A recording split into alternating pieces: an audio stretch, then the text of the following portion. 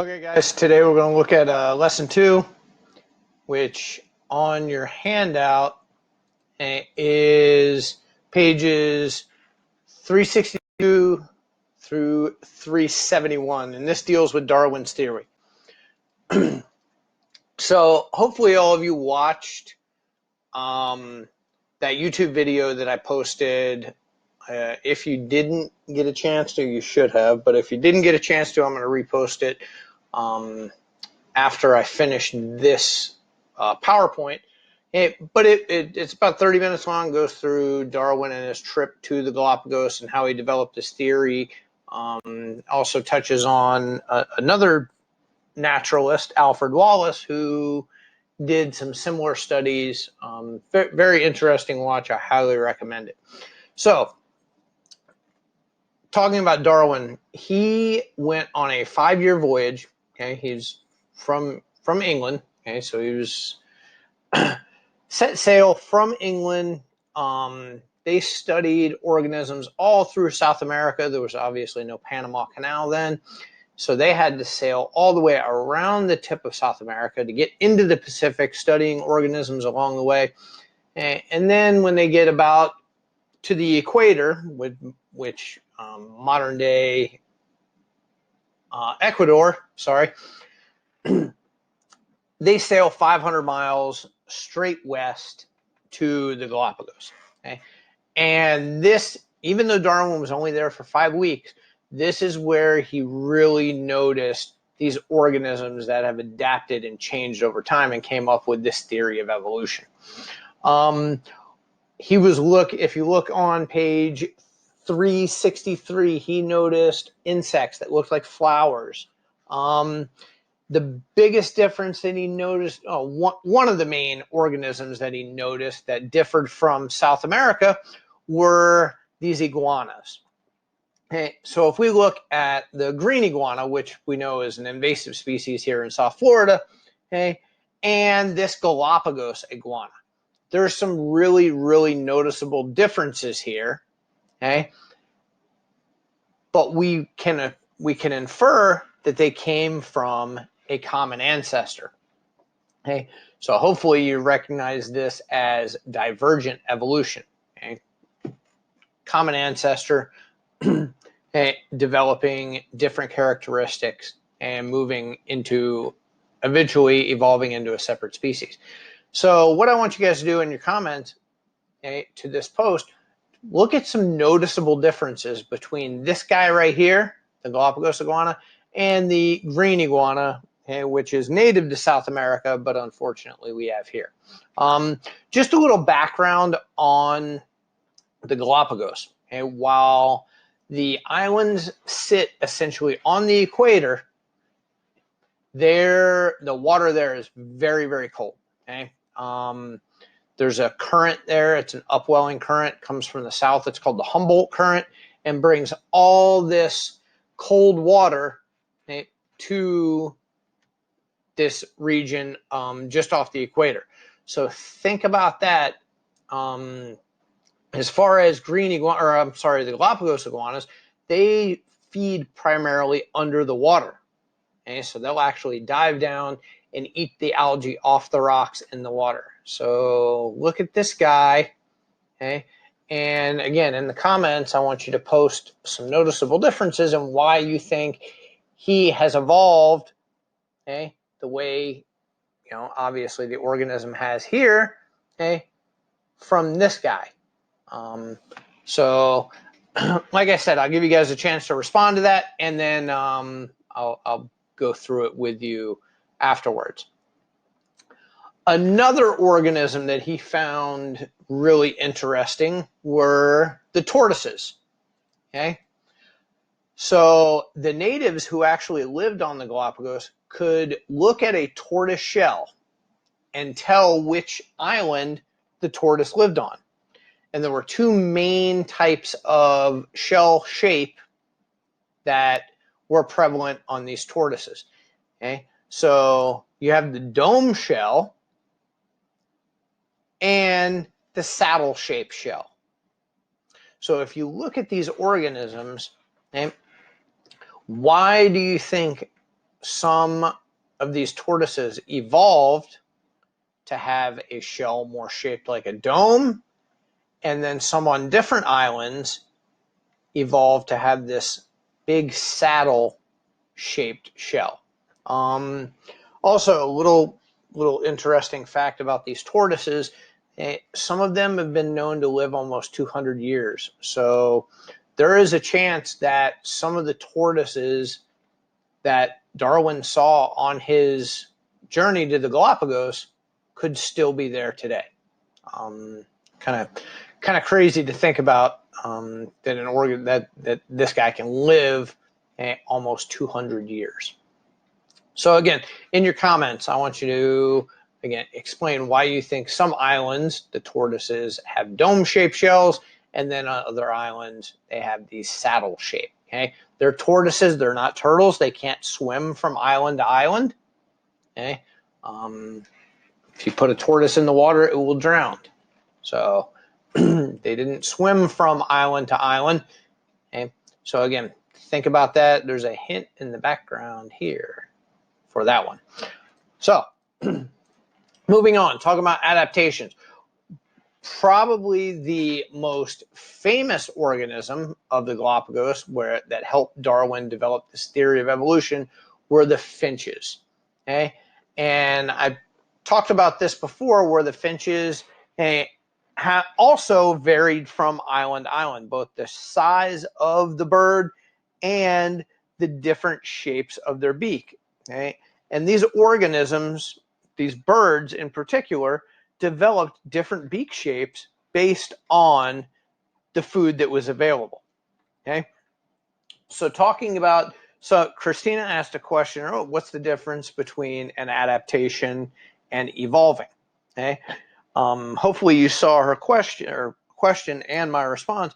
So evolution does not take place in an individual organism. Okay, an organism can adapt, okay, but they cannot evolve. And the example that I explained to her was that your dog, okay, can adapt the ability to recognize, okay, when you're opening something plastic, when you make a sandwich and they hear that plastic wrapper, immediately they come running into the kitchen. Okay, that's an adaptation. Okay, that is not a trait that's passed down from generation to generation to generation. So again, that's the difference between an adaptation and evolving or changing over time. Now, these adaptations accumulate in a population. Okay, these physical adaptations, we're going to get to that a little bit later in this lesson. So if we look at the finches, okay, so they actually evolved different beak shapes based on the available food. So this is just an example of 4 of, I believe there's 13 different species of finch that lives on the Galapagos. So we look at the large ground finch, okay, a very thick beak, very muscular beak. The prevalent food on that island are these thick seeds, okay, to where it can have the ability to crush the hull and get the seed inside. Okay, the cactus finch, where lives on particular islands where there's a lot of cactus, where the vegetation, okay, and it's developed this longer, more slender beak, okay, to get into the bud and eat the fruit and flowers from the cactus, okay, without getting poked by the spines. The tool user, so this bird actually uses tools. It takes spines off of these trees and uses the spine to dig into the hole and flush out insects. Okay, and it has a beak specifically adapted for that. Okay, and the vegetarian finch, which eats the buds off flowers. This is a little more in-depth diagram of the finches. You can see these species here, okay, are the insect eaters. Notice their beak shapes, okay, a little more slender and narrow, as opposed to our seed eaters that typically have this more, oh, it kind of looks like a thicker arrow-shaped beak. Okay, and we have our cactus eaters and okay, the vegetarian finch that eats the buds and fruits. So again, there's not one single beak design that is perfect for every environment. All right, these individual finches have evolved these different beak shapes, okay, to suit the environment that they live in. And again, that's called adaptive radiation. Okay, it radiates from in to out. So if you think of tossing a pebble in a lake and the waves radiate out from where that pebble landed, okay, we have our common ancestor here, and these different species have radiated outward from that common ancestor. And again, that's on page 365. Just to go back to the iguanas real quick, there's a real good look at them on page 364. Okay, so again, talking about species changing over many generations and ended up becoming better adapted to their new environment. So Darwin actually came up with this thought and kind of equated it to the breeding of racehorses. Okay, a little more, an easier example for us to understand would be artificial selection, as it relates to dogs. So we take organisms with a desired trait, and those are the ones that are bred.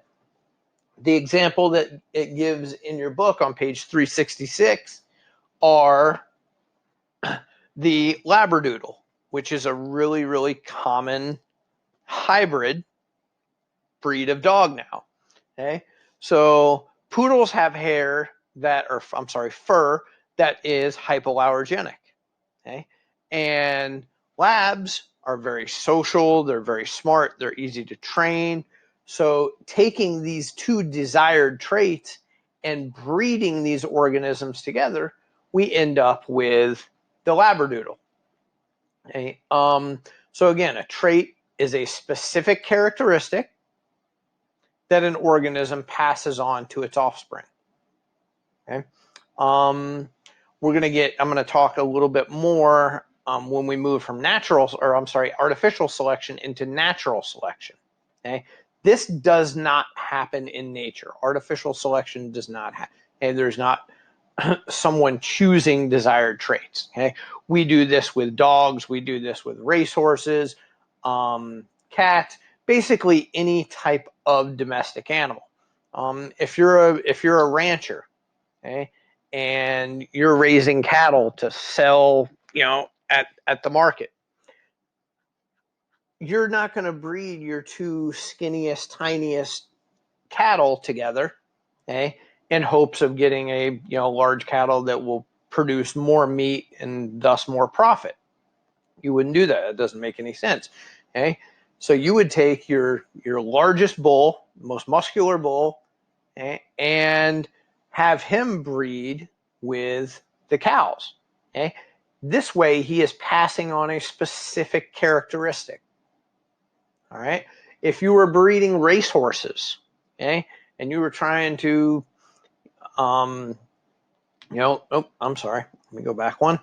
If you're trying to, breed a horse that's gonna, win some races and ultimately win you some money, you're not going to find the two slowest male and female horses and breed them and then cross your fingers and hope that, all of a sudden they're magically going to become this, amazing racehorse. No, there's a reason why these Kentucky Derby winners, okay, the owners of those horses are paid millions, yes, millions of dollars just for that animal to go and breed with different mares.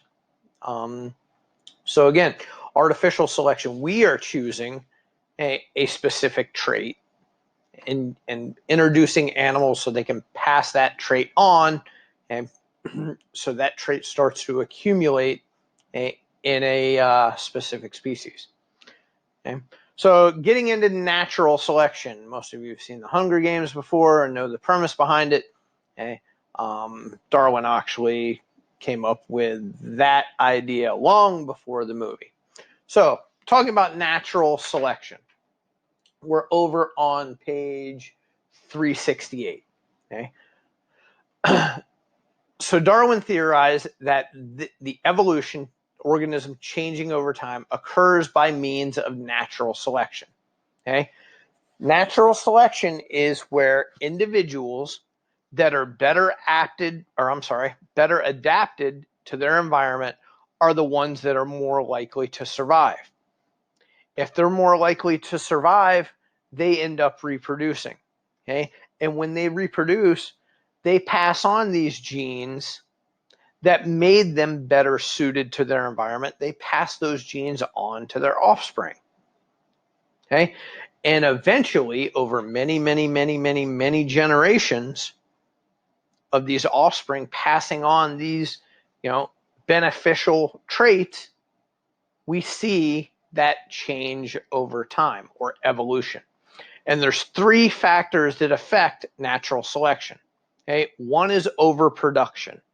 And I'm going to get into each one of these in a little more detail. And we're going to use the example on 368 and 369 with the sea turtles to help show these three factors that affect natural selection. So again, the first is overproduction. The second being variation. Okay, not every single offspring is identical. And then the third being competition. Okay, individual offspring competing against one another for the available resources. So the first we're going to look at is overproduction. Okay? Sea turtles are a great example of overproduction. Sea turtle will typically lay about 100 eggs in a clutch, and there is no way that every single offspring can survive. Typically, about one to two sea turtle eggs that hatch make it all the way to an adult that actually lays their eggs and reproduces themselves. Okay, so we're talking 1 in 100. Okay? Because there's just not enough food, there's not enough water, not enough living space. That overproduction is essentially an insurance policy for the species. There's a bird that actually lives on the Galapagos called the masked booby, and it lays 2 eggs about 3 days apart, and only one of those offspring ever survive. It seems sad, but again, that's natural selection. That is ensuring that the strongest, most well-adapted offspring is going to be the one that survives. So literally the mother sits there and watches the 2 offspring basically fight to stay in the nest, and whichever one kicks the other one out, that's the one that gets fed, and the mother doesn't intervene. She just lets it take its course, because when she was a chick, that is obviously what she did to her sibling as well. I told you before, it's not Disney, but again, it is beneficial for the species as a whole. Okay, so overproduction, producing more offspring that can possibly survive. Fish are another example of overproducers. Fish lay thousands and thousands of eggs. Okay, and it's this overproduction that ensures that a couple of them will reach adulthood and go on to mate and reproduce themselves. The second is variation. Okay, so a variation would be slight differences between individuals of the same species. Okay, talking about size. Some of the offspring might be slightly larger if that's beneficial. In some cases, it might be beneficial to be slightly smaller to get into a hiding spot. Okay, coloration. Some might be better adapted to their environment to blend in. There's a reason why we don't see a whole lot of, white lizards. And they stick out. It makes them easy prey. So a beneficial coloration, okay, might make one individual better adapted than its sibling. Speed. Okay, if I lined everybody up on the street and we had a race, some of you would be faster than others. Same thing in, like our example I keep talking about, our clutch of sea turtles. Some of them are going to be slightly faster than their siblings. If I'm a predator, I have no interest in chasing the fastest sea turtle. I want to use as little energy as possible and get as much food as possible. So I'm going to go after the slower, weaker ones. Okay. And also aggressiveness as they compete for resources. Okay. Individuals are typically more aggressive than others. All right. And it's usually the ones that are most aggressive that end up surviving and thriving and reproducing. Okay. And then finally, competition. So all members of a species compete for available resources. So it can be something direct, like a fight to, feed in a particular area or shelter in a particular area, or it can be indirect where there's not enough food or predation occurs. Okay, so again, typically we think of competition being a direct fight, two organisms competing over the same thing, but it's not always the case. Some of it is indirect. So again, only a few of these organisms are going to survive. And it's generally the ones that are best suited for their environment, between coloration, their aggressiveness, size, different mutations that have ended up being beneficial. They are the ones that are going to survive, and they end up reproducing and passing on these beneficial traits to the next generation. And then that occurs again and again and again and again. And eventually, over a long period of time, we see these organisms evolving. So going back to just to give you a visual, you have the same picture in your book. So talking about our sea turtles, here's our large clutch of eggs. We know not all of these are going to survive. Some of them don't even make it to the water, between the seagulls and the raccoons and the ghost crabs. A lot of these hatchlings never even make it to the water. Variation. So if we look here, maybe some of the turtles have a slightly harder shell. The snapper bites down on one, can't quite get the shell to crack, lets it go, and then goes after a sibling that may have had a little softer shell and ends up preying on that sibling. We talked about coloration. Some may be a little bit lighter, a little bit darker, helping them to blend in. Some of them could have slightly larger flippers that help them swim a little faster. So it's this variation amongst a population that benefits the species.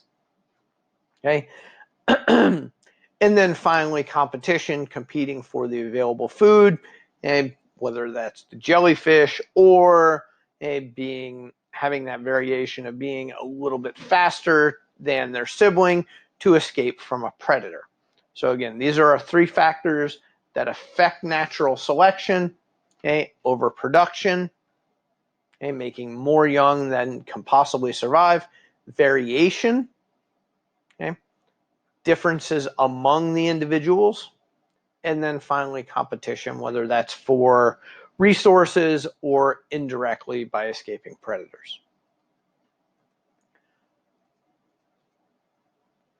So talking about selection, so again, some variations make individuals better adapted, and this is just going over what I just said.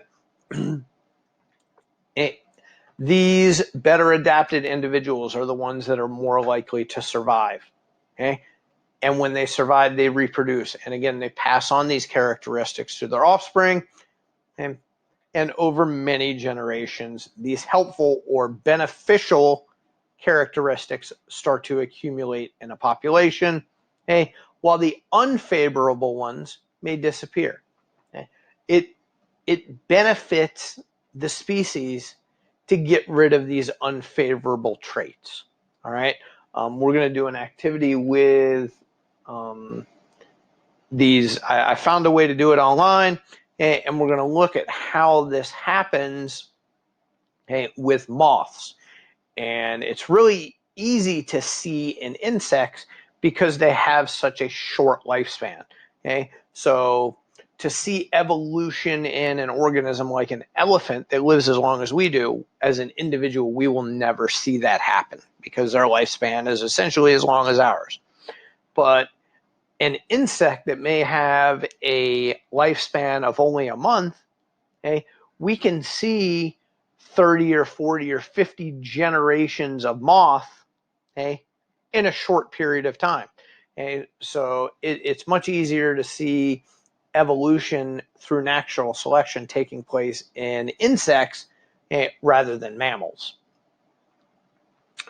Again, this is just, another little funny picture about how some people believe evolution works. Okay, if I'd asked you guys 2 months ago, blue lizard, yellow lizard, does that make a blue yellow lizard? No, we know that that's not the case now. Okay, so if we look here, we have 2 yellow lizards mate. Okay, there's a mutation that creates a blue lizard. Okay, if you're a lizard and you're blue, is that advantageous? Is this beneficial to you? Nope, absolutely not. He gets eaten very, very quickly. Okay, get this mutation out of the gene pool. Again, that benefits this entire species. So if we look here, though, 2 yellow lizards produce a green lizard. Okay, this is a beneficial mutation. Most are not beneficial, but this one is. So this guy here, he hides well. Okay? He's more likely to survive. It's probably easier for him to get food. His prey can't see him, okay, because he's very well camouflaged. So he survives. He becomes big, strong, okay, gets a mate, and then passes on this trait to the offspring. And there's a good chance his offspring, again, hide well. They survive. They reproduce. And eventually, this trait starts to accumulate in a population. And again, that is how evolution occurs through natural selection. So looking over on, this is on page 370, talking about environmental change. So changes in the environment can have a large impact on an organism's ability to survive, okay, and also lead to natural selection. So if you look at the example on 371, okay, where it talks about the monkey flowers, okay, that grew healthy in unpolluted soil. Okay, a copper mine was built, okay, and the copper seeps into the soil, and most of those flowers cannot survive in that contaminated or polluted soil, and they begin to die. Okay? However, there are a couple of monkey flowers that are resistant to the polluted soil, and these are the ones that survive. Okay? And these are the ones that end up reproducing, and they produce offspring, again, that are better suited to their environment and can tolerate the polluted soil. Okay, so if you have any questions, please leave them in this thread. And like I said, I want you guys to go back and see if you can point out the noticeable differences between the Galapagos iguana and the green iguana, and see if you can tell me why some islands have tortoises with a dome-shaped shell and why some of them have a saddle-shaped shell. Okay, so again, if you guys have any questions, put them in this thread. And that's it for lesson 2.